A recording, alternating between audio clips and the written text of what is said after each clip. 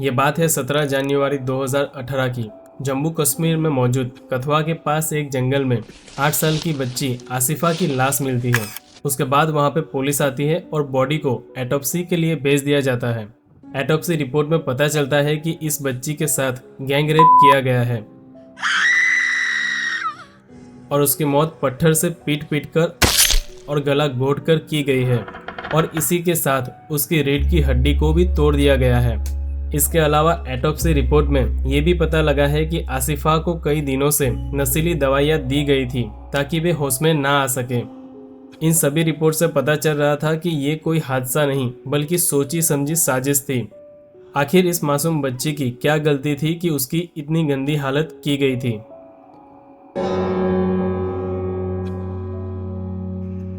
इस कहानी की शुरुआत होती है जम्मू कश्मीर में मौजूद कठुआ सिटी के पास लोकेटेड एक जंगली इलाका है और वहाँ पे कई सारे मुस्लिम बकरवाल की बिरादरी के लोग रहते हैं। बकरवाल यानी कि वे लोग जो अपना गुजारा बकरियों और गोरों को चरा के करते हैं।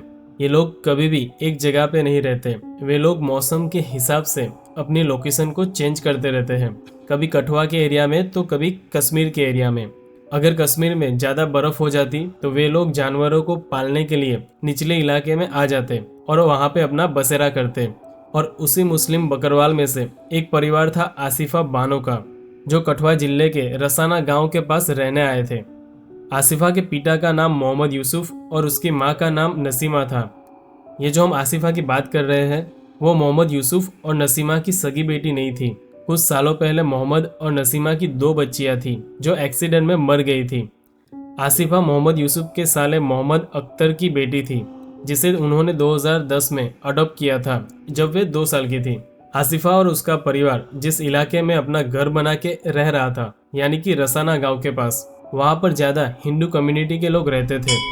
और यहाँ पे जो हिंदू कम्युनिटी के लोग रहते थे उन्हें कहीं ना कहीं ऐसा लगता था कि आगे जाके ये जो मुस्लिम बकरवाल के लोग हैं वे हमारी ज़मीन पे कब्जा कर लेंगे।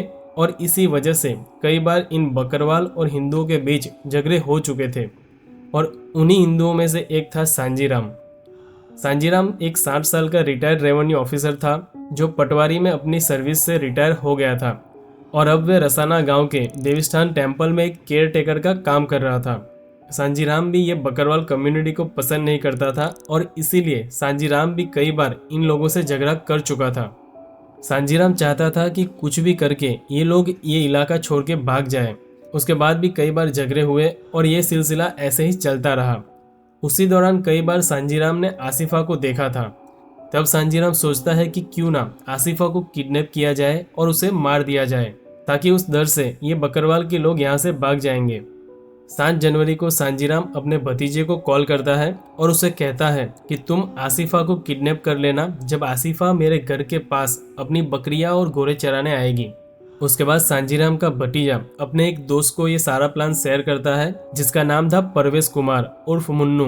वो भी इन बकरवाल को पसंद नहीं करता था और इसीलिए वो इस प्लान में शामिल हो गया था।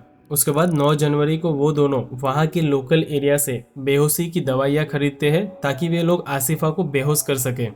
आसिफा के पिता जो बकरवाल थे वो कई बार आसिफा को अपने साथ बकरियाँ और घोड़े चराने के लिए ले जाते थे और कई बार ऐसा भी होता था कि आसिफा के पिता बकरियाँ लेके दोपहर को घर चले आते और उसके बाद आसिफा शाम को अकेले घोड़े लेके वापस घर जाती थी। लेकिन 10 जनवरी के दिन कुछ ऐसा हुआ कि आसिफा के पिता दोपहर को बकरियां लेके वापस घर चले जाते हैं और आसिफा वही जंगल में घोड़ों को चरा रही थी जो सांजीराम के घर के नज़दीक था।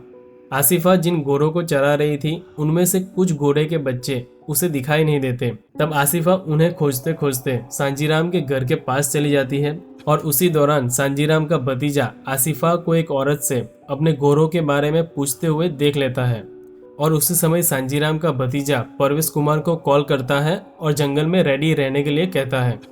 जैसे ही उसने आसिफा को अकेला देखा तब सांजीराम का भतीजा आसिफा को कहता है कि उसने उसके घोड़े देखे हैं और उसी बहाने वे आसिफा को जंगल की ओर लेके जाता है और जहाँ जंगल में पहले से ही परवेश उर्फ मुन्नू मौजूद था जो सांजीराम के भतीजे के सिग्नल का वेट कर रहा था। जैसे ही आसिफा को लगने लगा कि कुछ तो यहाँ पे गलत हो रहा है, उसने वहाँ से भागने की कोशिश की लेकिन सांजीराम के भतीजे ने तुरंत ही आसिफा का गला दबोच लिया और दूसरे हाथ से उसके मुंह को पकड़ के आसिफा को जमीन की ओर दबा दिया ताकि वो चिल्ला ना पाए।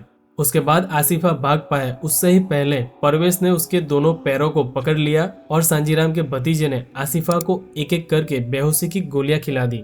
जैसे ही आसिफा बेहोश हो गई, सांजीराम के भतीजे ने आसिफा का रेप किया। उसके बाद वे दोनों आसिफा को उठा के वहाँ के देवीस्थान टेम्पल में ले जाते हैं। ये वही देवीस्थान टेम्पल है जिसमें सांजीराम केयर टेकर का काम कर रहा था। वे दोनों आसिफा को टेम्पल के एक रूम में टेबल के नीचे प्लास्टिक के मैट में कवर कर देते हैं ताकि कोई उसे देख ना सके। उसके बाद वे दोनों मंदिर को लॉक करते हैं और वहां से चले जाते हैं। उस दिन शाम के 4 बज जाते हैं। सभी घोड़े वापस आ जाते हैं लेकिन कहीं पे आसिफा नहीं दिखती। तब आसिफा की मां नसीमा को चिंता होने लगती है और नसीमा और यूसुफ दोनों आसिफा को खोजना शुरू करते हैं। उन्होंने आसिफा को जंगल में जाकर भी खोजा जहाँ पर आसिफा घोड़े चरा रही थी, लेकिन आसिफा उन्हें वहां भी नहीं दिखती। तब आसिफा के पिता को लगता है कि आसिफा शायद बच्चों के साथ खेलते खेलते उनके घर चली गई होंगी, लेकिन आसिफा किसी भी बच्चे के घर पे भी नहीं मिली। उसके बाद उसके दूसरे दिन यानी कि 11 जनवरी को आसिफा के माँ बाप आसिफा को खोजते हुए देवीस्थान टेम्पल पहुंचते हैं। वहां पे उन्होंने सांजीराम से पूछा कि उन्होंने कहीं आसिफा को देखा है, लेकिन सांजीराम उन्हें कहता है कि उसने आसिफा को कहीं नहीं देखा। और आसिफा के माँ बाप को गुमराह करने के लिए सांजीराम कहता है कि आसिफा शायद अपने रिश्तेदार के घर चली गई होगी। और उसी दिन सुबह 8:30 बजे यानी कि 11 जनवरी को सांजीराम का भतीजा वापस मंदिर जाता है और आसिफा को बेहोशी की हालत में खाली पेट 3 बेहोशी की गोलियां खिला देता है ताकि आसिफा होश में ना आ सके। उसके बाद सांजीराम का भतीजा वहां से विशाल जनगोत्रा को कॉल करता है। विशाल जनगोत्रा सांजीराम का बेटा है जो मेरठ में बैचलर डिग्री कर रहा था। सांजीराम का भतीजा विशाल को कॉल पे कहता है कि अगर तुझे भी रेप करना है तो रसाना आ जा। दूसरे दिन यानी कि 12 जनवरी को सुबह 6 बजे विशाल मेरठ से रसाना आ जाता है। जब 2 दिन के बाद भी आसिफा नहीं मिलती, तब 12 जनवरी को आसिफा की फैमिली वहां के हीरानगर पुलिस स्टेशन में आसिफा की मिसिंग की कंप्लेंट दर्ज करवाती है। जैसे ही ये खबर वहां के एरिया में फैल गई, वहां के बकरवाल समाज के सभी लोगों ने प्रोटेस्ट करना शुरू कर दिया और सभी लोगों ने हाईवे को भी ब्लॉक कर दिया और पुलिस वालों पे ये दबाव डालते हुए कहा कि इस केस के लिए स्पेशल ऑफिसर को भेजा जाए जो आसिफा को खोजने में हेल्प करे। तब वहां की पुलिस 2 पुलिस ऑफिसर को असाइन करती है आसिफा को खोजने के लिए। उन्हीं पुलिस ऑफिसर में से एक का नाम इफ्तिकार वानी था और दूसरे का नाम दीपक खजूरिया था। दीपक खजूरिया वही इंसान है जो इस क्राइम में पहले से ही सांजीराम के साथ शामिल था। आप सोच रहे होंगे कि दीपक खजूरिया एक पुलिस ऑफिसर होके भी क्यों इस क्राइम में शामिल है। दरअसल बात यह है कि दीपक खजूरिया को भी ये मुस्लिम बकरवाल के लोग पसंद नहीं थे और इसी वजह से वो इस प्लान में शामिल हो गया था। और सांजीराम ने दीपक खजूरिया और परवेश कुमार को इसीलिए इसमें शामिल किया था ताकि कोई पुलिस केस का मामला होगा तो वे लोग संभाल लेंगे। आसिफा की तलाश के दौरान दीपक खजूरिया इंक्वायरी के बहाने सांजीराम के घर जाता है और वो वहां पे सांजीराम के भतीजे को सलाह देता है कि आसिफा को टाइम टू टाइम बेहोशी की दवाई देता रहे। उसके बाद 13 जनवरी को सुबह 8:30 बजे सांजीराम का भतीजा, उसका बेटा विशाल, परवेश कुमार और खुद सांजीराम देवीस्थान टेम्पल में जाते हैं। और उसी दौरान पुलिस ऑफिसर दीपक खजूरिया सांजीराम को मंदिर के पीछे मिलने आता है। सांजीराम जैसे ही दीपक खजूरिया को मंदिर के पीछे मिलने जाता है, तब विशाल और सांजीराम का भतीजा वापस आसिफा का रेप करते हैं। बाद में उसी दिन शाम को सांजीराम का भतीजा सांजीराम को कहता है कि जब वे दीपक खजूरिया को मिलने गए थे तब उन लोगों ने मिलकर आसिफा का रेप किया था। उसके बाद सांजीराम उन तीनों से यानी कि उसका भतीजा, विशाल और परवेश से कहते हैं कि अब आसिफा को मारने का टाइम आ गया है क्योंकि उसने हम सबका चेहरा देख लिया है। सांजीराम उन तीनों को कहता है कि वे लोग आसिफा को लेके नजदीक में जो कैनाल है वहां पे चले जाए और वहां पे दीपक खजूरिया से मिले। उसके बाद दीपक खजूरिया सांजीराम से कहता है कि आसिफा को मारने से पहले वो भी एक बार उसका रेप करना चाहता है। उसके बाद एसपीओ दीपक खजूरिया भी उस बच्ची का रेप करते हैं और उसी के साथ साथ वापस सांजीराम के भतीजे ने और उसके साथियों ने वापस आसिफा का रेप किया। रेप करने के बाद दीपक खजूरिया आसिफा की गर्दन को अपनी जांघ पर रखता है और उसे मारने की कोशिश करता है, लेकिन वो उसे पूरी तरह से मार नहीं पाता। तब सांजीराम का भतीजा अपने दोनों घुटनों से आसिफा की पीठ को दबाकर उसे मार देता है। उसके बाद सांजीराम का भतीजा एक बड़ा पत्थर लेता है और आसिफा के सर को कुचल देता है। प्लान के मुताबिक उन लोगों को लाश को हीरानगर में मौजूद कैनाल में फेंकना था, लेकिन किसी वजह से वे लोग टाइम पे कार का अरेंजमेंट नहीं कर पाए। तब उन लोगों ने डिसाइड किया कि बॉडी को मंदिर में ही फेंक दिया जाए। लेकिन 15 जनवरी के दिन सांजीराम उसके भतीजे और उसके बेटे विशाल को कहता है कि इस बॉडी को मंदिर में रखना सही नहीं है, क्योंकि अगले दिन मंदिर में एक उत्सव रखा गया है जिसमें कई सारे भक्तों का आना जाना रहेगा और ये उत्सव सांजीराम के हाथों से ही होने वाला था। और इसीलिए विशाल और सांजीराम के भतीजे ने बॉडी को जंगल के अंदर फेंक दिया और मंदिर को लॉक करके वे दोनों अपने अपने घर चले जाते हैं। उसके बाद 17 जनवरी को जगदीश राज करके एक शख्स जो जंगल में अपनी खोई हुई बकरियों को खोज रहा था, उसी दौरान जंगल में उसे आसिफा की डेड बॉडी मिलती है। जैसे ही ये न्यूज़ सबको पता चलती है, वहाँ पे आसिफा का परिवार और पुलिस भी पहुँच जाती है। पुलिस आसिफा की बॉडी को एटोप्सी यानी कि पोस्टमार्टम के लिए भेज देती है। करीब 2:30 बजे उसी दिन कठुआ के डिस्ट्रिक्ट हॉस्पिटल में पोस्टमार्टम किया जाता है। पोस्टमार्टम की रिपोर्ट में पुलिस को ये पता चलता है कि आसिफा को कई दिनों से टॉर्चर किया गया था और कई बार अलग अलग लोगों ने उसका रेप किया था और उसके बाद उसे मार दिया गया था। उसके बाद 22 जनवरी को इस केस को इन्वेस्टिगेशन के लिए जम्मू कश्मीर की क्राइम ब्रांच को सौंप दिया जाता है। क्राइम ब्रांच अपना इन्वेस्टिगेशन शुरू करती है। उसी दौरान उन्हें उसी देवीस्थान टेम्पल में कुछ बालों के टुकड़े मिलते हैं।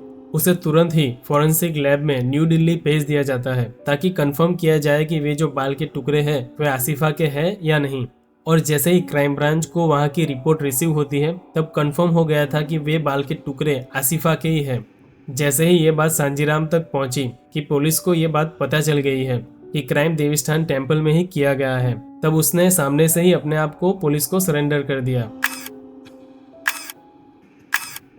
उसके बाद सांजीराम ने एक एक करके सबके नाम पुलिस को बताए।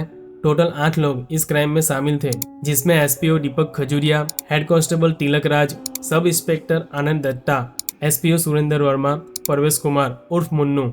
इन 5 के अलावा इस क्राइम का मास्टरमाइंड सांजीराम, उसका बेटा विशाल जनगोत्रा और उसका भतीजा, ये 8 लोग इस क्राइम में शामिल थे। उसके बाद इन 8 लोगों को अरेस्ट किया जाता है।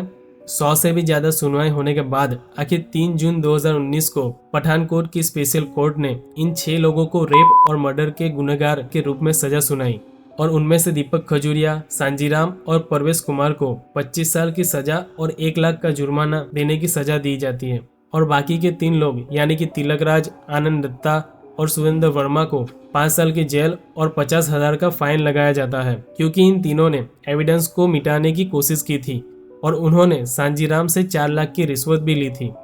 कोर्ट ने सांजीराम के बेटे विशाल को कोई सबूत ना होने की वजह से उसे छोड़ दिया जाता है और जो 8वां आरोपी था सांजीराम का भतीजा, उसकी उम्र कम थी, इसीलिए उसके ऊपर अभी फैसला लेना बाकी था। लेकिन 16 नवंबर 2022 के दिन सुप्रीम कोर्ट ने कहा कि वे कोई नाबालिग नहीं है, उसे भी एक एडल्ट की तरह ही ट्रीट किया जाए। उसके बाद सांजीराम के भतीजे को भी सजा दी गई।